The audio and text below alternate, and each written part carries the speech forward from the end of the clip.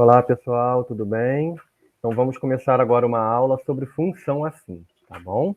Bom, nós temos aqui que o que seria uma função afim, né? É um tipo de função que tem uma característica, né? Ela tem uma especificidade. Então, nós estudamos as funções das outras aulas, que é domínio, o que é imagem, valor numérico, raiz e coisas do tipo, tá?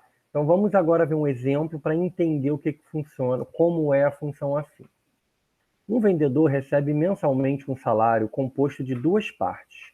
Uma parte fixa, no valor de R$ 1.600, e uma parte variável, que corresponde a uma comissão de 5%, ou seja, 0,05, sobre o valor total de vendas que ele faz durante o mês.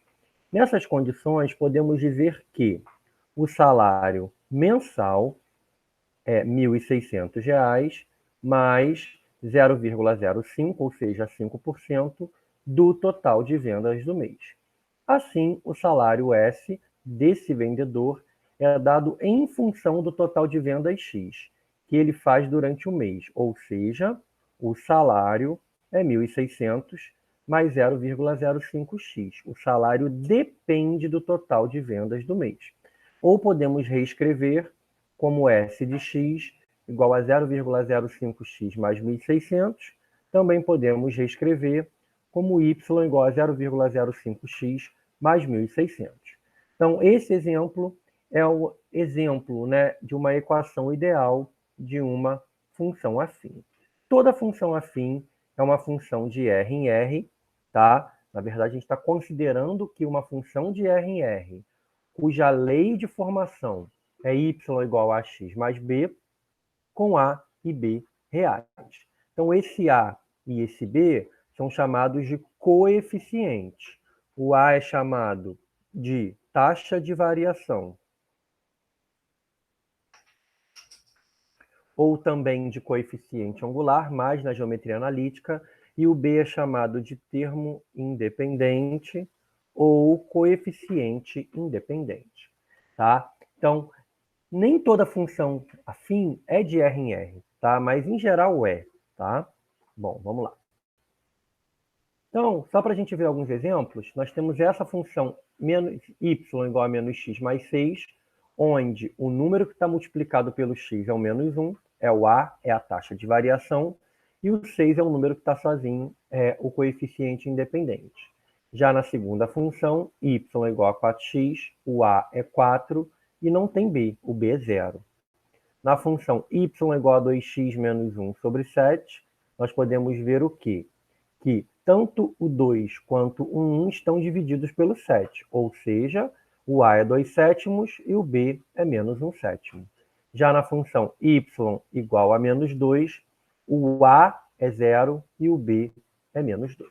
Esse é um caso particular de função afim, tá? Isso não quer dizer que ela seja uma função do primeiro grau, porque quando a é 0, vocês reparem que a gente não tem o x. Então, reparem que essa aqui não é afim, porque o termo é do segundo grau. Essa também não é afim, porque o x está no denominador. E essa aqui, o x está no expoente. Nós vamos ver nas próximas aulas que é uma função exponencial, tá bom? Bom, então vamos agora fazer um exemplo. Quais igualdades indicam exemplos de equações de função do primeiro grau? Ou apenas funções do primeiro grau? Letra A, reparem que é uma função do primeiro grau. Tem o A, coeficiente angular, menos 5. Letra B, não é uma função do segundo grau. Letra C, é, porque o A vale 1 e o B vale 0. Letra D, ela não está arrumada, mas se você fizer a distributiva da letra D, o que vai acontecer? Eu vou multiplicar o x pelo 7 e o menos 2 por 7. O A vale 7 e o B vale menos 14. Também é uma função afim. A letra E é x ao cubo, é uma função do terceiro grau. Já a letra F é uma função afim. Por quê? Porque eu tenho 1 multiplicado pelo x e dividido por 3, então o A é 1/3 e o B é 0. Letra G também é uma função afim, é o caso da função constante, que a gente já vai estudar lá na frente, que o A é 0 e o B é o 3. E a letra H também é uma função afim, lembrando que se eu dividir tanto 2 por 3 quanto 15 por 3, o A é 2/3 e o B seria o menos 5. Ok? Então, letra A, letra C, letra D de dado, letra F, letra G e letra H são funções afins. Bom, e aqui nós temos um exemplo prático de como a gente aplica uma função afim. Vamos lá. A produção de peças de uma indústria tem custo fixo de R$ 8,00, mais um custo variável de R unidade produzida. Considerando x o número de unidades produzidas, nesse caso, x é um número natural. Letra A. Registra a lei da função que fornece o custo total y de x peças. Então, a gente sabe que as peças vão ter um custo fixo de R$ 8,00, né? Mais um custo variável de R unidades. Deve ter saído alguma coisa errada aqui, gente. Está faltando, né, algum valor. Um custo variável de... Devia ser algum valor aqui, tá, gente? Vamos supor que é um custo variável tipo de R$ 2,00 por unidade, tá bom? Então, eu vou pagar R$ 8,00 mais R$ 2,00 por unidade. Deve ter sido cortado ali em algum momento. Então, a função que fornece o custo total de X peças é R$ 8,00, que é o custo fixo, mais R$ 2,00 por cada peça. Letra B. Verifique se essa lei dessa função é uma função afim. Sim, nosso caso A é 2 e o B é 8. Sim, é uma função afim.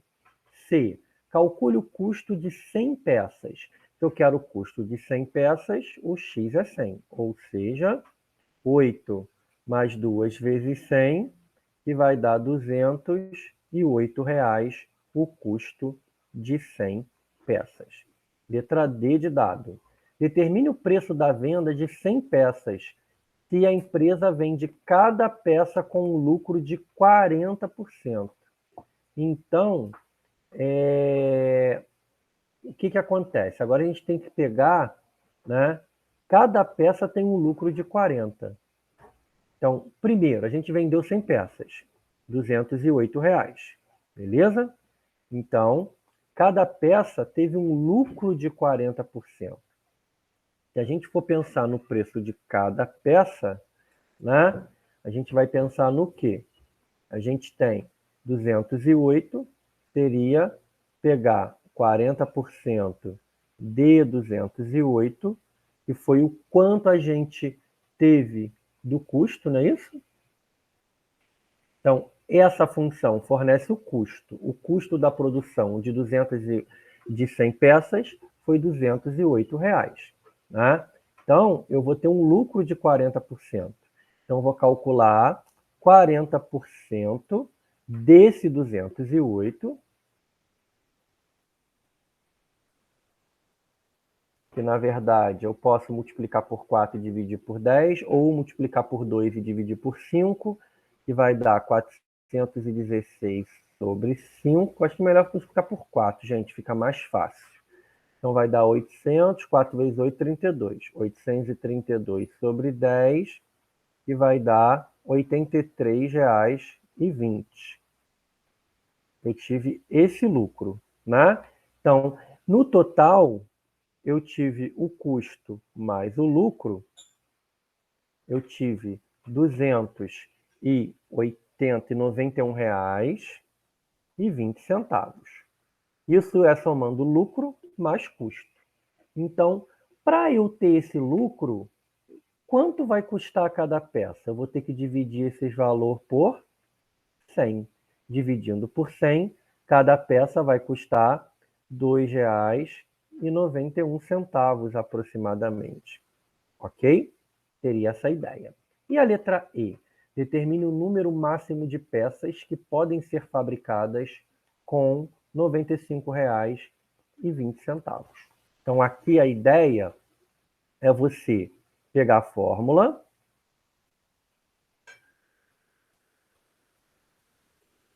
espera carregar, y igual a 8 mais 2x, e eu quero saber quantas peças eu consigo fabricar no máximo com R$ 95,20. Então, esse foi o custo, né? Então, vamos lá, calculando o x aqui, passo o 8 para lá subtraindo, nós vamos ficar com 80, 90, R$ 87,20, passo 2 para lá dividindo, R$ 87,20 por 2, e aí nós podemos calcular o x. Vamos lá, R$ 87,20 dividido por 2, vamos tentar fazer direto aqui, tirando vírgula, seria 872 por 200, que vai dar 4, 4 vezes 200, 800, para 872, 72, abaixo o zero. 6 vezes 200, 600, para 720, 120. Acrescento zero, 1.200 vai dar 6. Então, vou fabricar 46,6 peças. Não faz sentido falar em 46,6 peças. Eu vou fabricar, no máximo, 46 peças. Então, é uma questão prática, né, que envolve os conceitos de função do primeiro grau. Agora a gente vai falar do gráfico, né? Gráfico de função do primeiro grau, a gente sabe que vai ser uma reta, tá? Se você escolher pontos do plano cartesiano e associar, nós fizemos até isso na outra aula, ligando esses pontos, pensando no conjunto dos reais, nós temos retas, ok? E além disso aqui, né, outra coisa que a gente vai estudar depois, a gente percebe que essa reta aqui é decrescente, ela está caindo, essa é crescente, tá? São análises que a gente vai fazer. Então, o gráfico de uma função afim, ele fala que é sempre, mas tem que tomar cuidado, que se o domínio não for real, não é sempre, é uma reta não perpendicular, tá bom? Então, como é que a gente constrói o gráfico? Nós podemos escolher 2 pontos, porque com 2 pontos eu consigo traçar a reta. Por exemplo, nessa função y igual a 5x menos 6. Se eu escolher x igual a 1, calculando, eu acho y igual a menos 1. Se eu escolher x igual a 2, calculando, eu vou achar y igual a 4. Ligo os 2 pontos, tenho o meu gráfico, ok? Aqui também eu posso fazer de outra maneira, escolhendo os valores onde a reta corta o eixo x e o eixo y.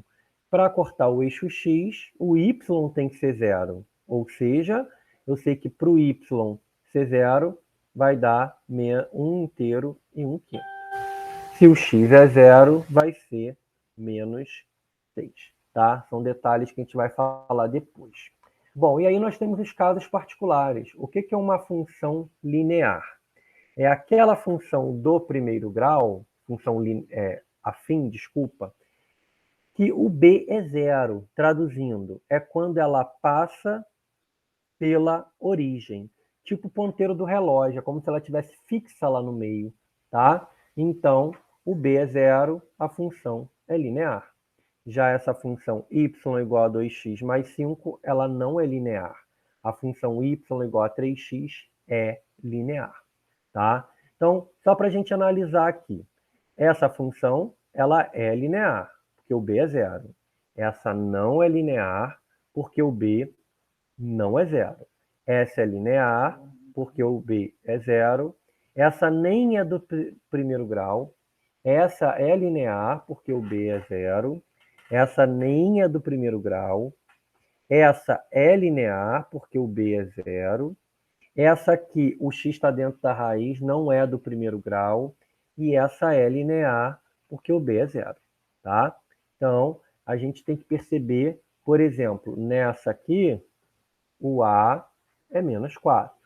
Nessa aqui, o A é 3/5.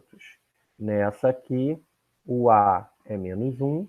Nessa, o A é raiz de 3. E nessa, o A é um nono. Tá? Bom, e o gráfico da função linear, como eu falei, pensa nos ponteiros do relógio. Ela vai passar pela origem do plano cartesiano, tá? Então, ela sempre passa pela origem. Então, na prática, você precisa de apenas um ponto. Escolhe um valor para x, determina um valor para y. Aí você vai ter 2 pontos e vai conseguir formar o gráfico, que ela passa sempre pelo 0, 0. Bom, e a função identidade? A função identidade, ela é um caso especial da função linear, onde função linear é ax. Esse a pode ser qualquer número diferente de zero.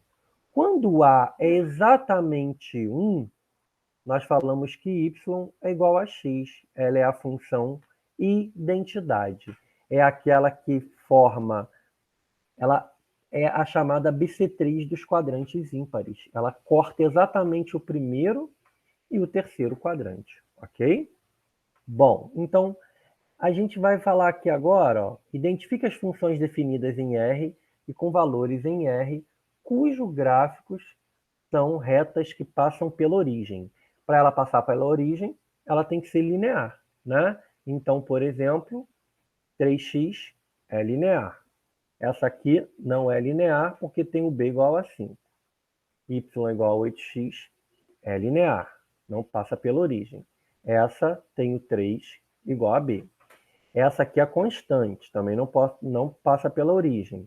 E menos raiz de 2x é linear, passa pela origem. Tá? E aqui nós temos um problema para criar fórmulas, é o que os concursos gostam muito. Tá? A gente vai criar fórmulas, pensando nas fórmulas matemáticas, que a gente já estudou lá da geometria, e vai verificar quais são lineares. Por exemplo, a letra A.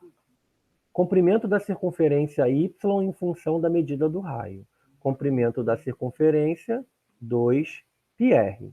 Ele fala que o comprimento ele chama de y e o raio ele chama de x. Ou seja, eu tenho um número, que é o 2π, multiplicando pelo x. É uma fórmula e também é uma função linear. A área do círculo. Para quem não lembra a área do círculo, é πr ao quadrado.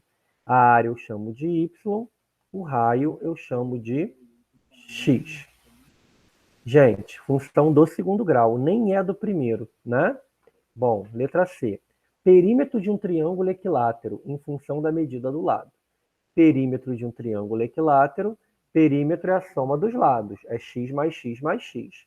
Então é 3x. Opa, é uma função linear, né? Ele pode chamar de y aqui, então faz, tá, gente? Nem vou entrar muito em detalhes nisso, não. Letra D. A medida do lado de um hexágono inscrito em uma circunferência em função da medida do raio dessa circunferência. Então, se a gente for parar para lembrar, o lado de um hexágono, né, em função do raio, o lado é igual ao raio, tá? Então, a gente chamando o lado de y, o raio de x, é uma função linear, é uma função identidade. E a letra E? Perímetro do retângulo de comprimento medindo 5 e largura medindo x. Então, perímetro do retângulo, se o comprimento é 5, eu pego 5 mais 5, 10. E a largura medindo x, duas larguras, x mais x, 2x. É uma função de primeiro grau, mas não é linear. Ok? Vamos lá. E essa questão é a mais importante, a que mais é cobrada nos concursos. É quando ele apenas te diz 2 pontos dessa função e ele quer que você descubra a lei da função afim. Então, lembrando, toda função do primeiro grau é da forma x mais b. Você sabe que o f de x é a mesma coisa que o y. Então, eu quero descobrir essa fórmula, eu quero descobrir o a e o b. Para descobrir o a e o b, nós temos que fazer o quê? substituir esses valores, esses pontos, ó, aqui é x, aqui é y, aqui é x, aqui é y. X sempre do lado do A, y na frente. X sempre do lado do A, y na frente. Com isso, a gente vai montar um sisteminha, ó. Menos 3A mais B igual a 0, A vezes 0, 0, B igual a 4. Nesse caso, nem sistema vai aparecer. Então, a gente pode pegar o B igual a 4, coeficiente linear, e substituir, né? Menos 3A mais 4 igual a 0, menos 3A igual a menos 4, A igual a 4 terços. Com isso, nós descobrimos o A e o B. Quem vai ser a lei da nossa função? A vezes x mais b. 4 terços de x mais 4. Essa questão é muito importante, tá, pessoal? E é mais difícil, óbvio. Então, vamos pegar uma questão aqui que caiu no Enem, tá? Bem parecida com a que caiu. Olha só. O custo C de produção de x litros de uma certa substância é dado por uma função linear de x, com x maior ou igual a zero, cujo gráfico está representado abaixo. Aí nós temos um equívoco. Quando ele fala em função linear, dá a impressão que ela está passando pelo eixo, pela origem, e não está. Ele está falando linear no sentido de ser uma função afim, tá? Então tem que tomar muito cuidado com a linguagem. Nessas condições, o custo de R$700 corresponde à produção de quantos litros? Então vamos tentar entender aqui. Olha só. Se eu for produzir nada, eu já vou ter um custo de 400. Se eu for produzir 8 litros dessa substância, eu vou ter um custo de 520. Com isso, a gente consegue construir a lei dessa função. Ou posso fazer também por semelhança, marcando quantos litros, né, eu vou produzir lá tendo um custo de 700. Mas vamos fazer da forma mais padrão. A função AX mais B. Lembra que o B é o ponto em que a reta corta o eixo Y. Então, eu já sei que o B é 400. Ok? Então, não preciso ficar me preocupando com o cálculo do B. O B é o ponto em que a reta corta o eixo Y. Agora, eu quero descobrir o A para poder montar a função. Lembra que isso aqui é Y e nós podemos substituir. Quando x é 8, o y vai ser quanto? 520.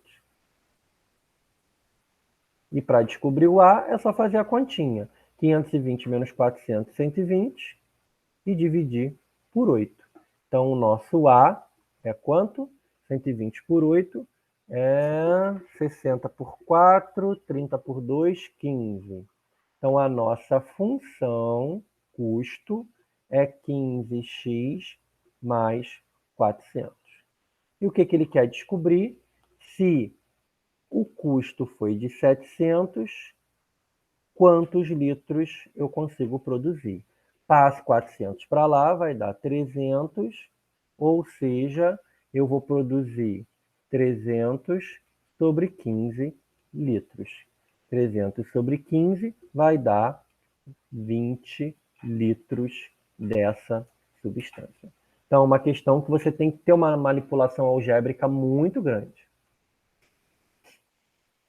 Bom, e a função constante, que é aquele caso especial de função afim.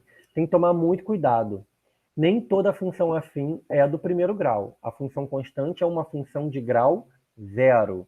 É quando ela tem apenas um número. Então, por exemplo, f de x, y igual a 3. Ela vai ser uma reta paralela passando pelo y igual a 3. F de x igual a menos 1. Ela vai ser uma reta paralela ao eixo x passando pelo menos 1. Tá? Então, é assim que a gente pensa. Se eu for construir o gráfico da função, por exemplo, vamos fazer duas aqui. Eu vou pegar a função y igual a 2. Letra A, né? Y igual a 2, eu marco lá a minha ordenada 2 e traço uma reta paralela ao eixo x. Quero construir o gráfico da função letra C, y igual a menos 3. Marco lá a minha ordenada menos 3, traço uma reta paralela ao eixo x. Muito simples, né, gente? Bom, e chegamos, né, ao nosso penúltimo passo, que é estudar o sinal da função. O que é estudar o sinal da função? É estudar quando a função é positiva, negativa ou zero. Vamos ver esse exemplo aqui? Um comerciante gastou R$ 300 na compra de um lote de maçãs. Como cada maçã será vendida a R$ 2, ele deseja saber quantas maçãs devem ser vendidas para que haja lucro no final da venda. Observe que o resultado final, receita menos despesa, é dada pela função x do número x de maçãs vendidas. Essa é a lei da função. Então, eu vou ter um lucro de 2x, né, menos 300. Então, eu sei que se eu vender 150 maçãs, eu não vou ter lucro, porque 150 vezes R$ 2 dá R$ 300. Mas eu já gastei 300 na compra. Então, eu vou ter um lucro de 0. Tá? Ou seja, eu não vou ter lucro vendendo 150. Mas se eu vender mais de 150 maçãs, eu vou ter um lucro, eu vou ter uma função positiva. Se eu vender menos de 150 maçãs, eu vou ter um lucro negativo. Tá? Isso que a gente acabou de fazer é o estudo do sinal da função. É determinar os valores de x, onde a função é positiva, negativa ou nula. Tá? Daniel, como é que eu faço isso na prática? Vale a pena a gente antes descobrir o que a gente chama de zero ou raiz da função. Para quem não lembra, a raiz da função é quando a gente iguala a função a zero. E aí nós temos a fórmula menos b sobre a. Então, como é que a gente calcula o zero da função? Da função 2x mais 5, pego 2x mais 5 iguala a zero. Então, vou ter que x é menos 5 sobre 2. 2x menos 4 iguala a zero. Eu vou ter que o x é 2. X menos 8 igualando a zero é 8. É aquele ponto em que a reta corta o eixo x. Tá? Então, interpretando geometricamente o zero da função, por exemplo, se eu pego a função 2x menos 5, que é uma função crescente. Reparem que ela passa pelo x igual a 5 sobre 2. Qualquer valor maior que 5 sobre 2, a função vai ser positiva.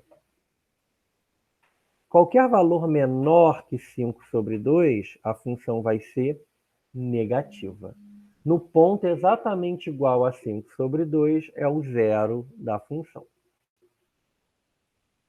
E, como eu já tinha falado lá atrás, o coeficiente b. O b, geometricamente, é o ponto em que a reta corta o eixo y. Então, a raiz é onde ela corta o eixo x e o b é onde ela corta o eixo y. Tá? Bom, e estudando o sinal pela análise do gráfico, nós podemos fazer o quê? Calcular a raiz, perceber que se a função é crescente, ou seja, quando A é positivo, tudo que está depois da raiz é positivo, tudo que está antes da raiz é negativo. Se a gente for pensar no sinal da função decrescente, quando A é negativo, ela vai estar assim. Temos a raiz, tudo que está antes da raiz é positivo, tudo que está depois da raiz é negativo. Na prática, a gente vê o quê? Por exemplo, eu quero estudar o sinal da função menos 4x mais 1. Primeira coisa, acho a raiz, que é 1/4. Fui lá, ó, marcaria 1/4 aqui, beleza? Lembrando que essa função é decrescente, porque o a é menos 4 e é negativo, beleza? Então o gráfico fica dessa maneira, escolhendo x igual a 0, substituindo dá 1, escolhendo o x igual a 1, substituindo dá menos 3. Então, como é que a gente pode avaliar o sinal da função? qualquer valor menor que 1/4, a função vai ser positiva. Qualquer valor maior que 1/4, a função vai ser negativa, ok? E quando for exatamente 1/4, vai ser 0. Mais um exemplo. Pegando a função f de x igual a 3x menos 1. Achei a raiz, 1/3. Depois, se ela é crescente, porque o a é igual a 3, que é positivo, qualquer valor depois de 1/3 é positiva a função, qualquer valor antes de 1/3 é negativa a função. Mais um exemplo, 4 menos 19x, igualando a 0 dá 4/19avos, e essa expressão é decrescente. Se é decrescente, antes é mais, depois é menos. Tá? Então, agora sim a gente pode construir esses gráficos e descobrir os pontos em que a reta corta os eixos x e y. Então, como é que a gente faz, por exemplo, a letra A?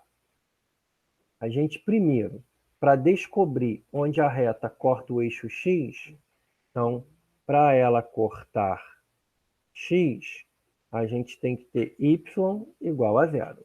Como é que a gente faz? Pega a função igual a 0 e temos x igual a 5. Então, ela vai passar no ponto 0, 5. 5, 0, né? Lembrando que é x e y. Quando ela corta, para ela cortar y, eu tenho que ter o x igual a 0. Ou seja, y é igual a 0 menos 5, nós temos y igual a menos 5. Então, assim a gente descobre os pontos em que a reta corta o eixo x e o eixo y. 5, 0, está aqui, e o outro é 0, menos 5. Pronto, temos os dois pontos, podemos traçar a nossa reta. Beleza? E assim nós podemos até estudar o sinal, se a gente quiser. Qualquer valor maior que 5, a função vai ser positiva. Qualquer valor menor que 5, a nossa função vai ser negativa. Tá?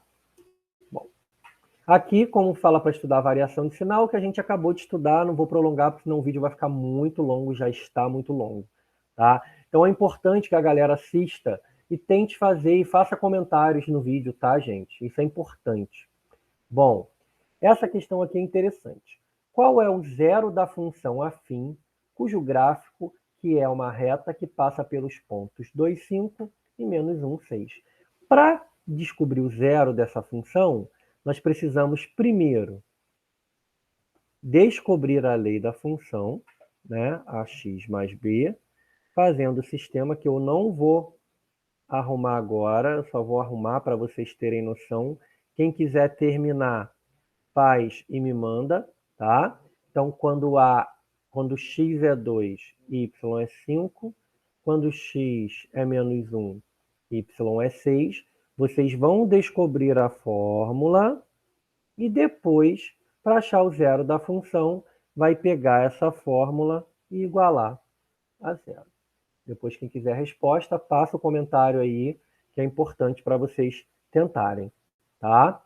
E chegamos ao nosso tópico final, né? A matéria é muito grande mesmo, tá, gente? Lembrando que função é assunto de 2 meses da escola, de um bimestre, que a gente está vendo em 1 hora, tá? Então, inequação do primeiro grau. Lembrando que uma inequação, né, é quando você tem uma fórmula, uma expressão do primeiro grau, com os sinais de maior, menor, maior ou igual, menor ou igual. Então, a gente tem várias maneiras de fazer. Ou, simplesmente, trabalhando igual à equação, joga a letra para um lado, o número para o outro. Por exemplo, aqui, ó, 2x menos 5 maior que 0, x maior que 5 meios, ou tratando isso como uma função afim. Nesse caso, ela é crescente, marcamos o zero da função e analisamos que para ela ser positiva, o x tem que ser maior que 5 meios. São 2 maneiras de fazer. Tá? Exemplo, aqui eu tenho 3 menos 2x maior ou igual a x menos 12. Arrumando essa bagunça toda, chegamos que x é menor ou igual a 5. Ou, se eu quiser arrumar isso como uma função decrescente, eu estudo o sinal e reparo que para ela ser maior ou igual a 0, ela tem que ser menor ou igual a 5. Tá? Então, se a gente já estudou, eu não só vou falar um pouquinho. Então, para a gente finalmente finalizar o nosso conteúdo, eu vou fazer a letra C. Tá? Então, olha o exemplo aqui. 3 menos 4x maior que x menos 7. Bom, vou tratar igual uma equação, letra para um lado, número para o outro. Menos 4x menos x dá menos 5x. Menos 7 menos 3 dá menos 10. Multiplico por menos 1, porque está tudo negativo. Troco o sinal e x é menor do que 2. Temos que os valores de x que satisfazem a letra C são os valores menores que 2. Aqui nós temos algumas questões do Enem, então eu acho importante que vocês tentem fazer, eu vou fazer isso num próximo vídeo, tá? Mas eu queria muito que vocês comentassem. Essa questão do Enem 2018, a questão 137 da prova azul, você tem uma função que ele quer que você descubra a fórmula. Então, você pode pensar, a dica é, pensa nesse ponto, pensa nesse ponto. Usa a fórmula f de x igual a x mais b, lembrando que o f de x é o y, e descobre o a e o b. Tá? Então, é importante que quem puder dar um print e tentar. Tá? E assim, gente, chegamos ao nosso vídeo, que ficou muito grande. Eu tive que dar uma acelerada para não ficar tão, né? Já está grande demais, tá? Mas isso é conteúdo, como eu falei, de um bimestre, tá bom? É isso, pessoal. Até mais, até a próxima. Tchau, tchau.